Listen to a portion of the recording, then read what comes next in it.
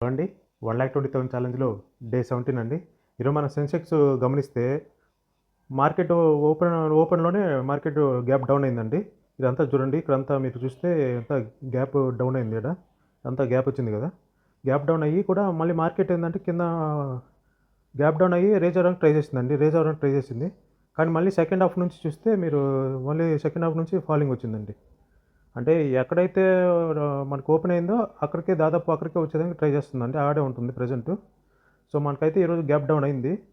So, మన positions చూస్తే మనం ఇంకా లాస్‌లోనే రన్ అవుతుందండి. మనకి రూ. 1000 అట్లా లాస్ రన్ అవుతుంది. ఇంకా పొజిషన్స్ అయితే కూడా నేను ఇంకా క్లోజ్ చేయలేదు.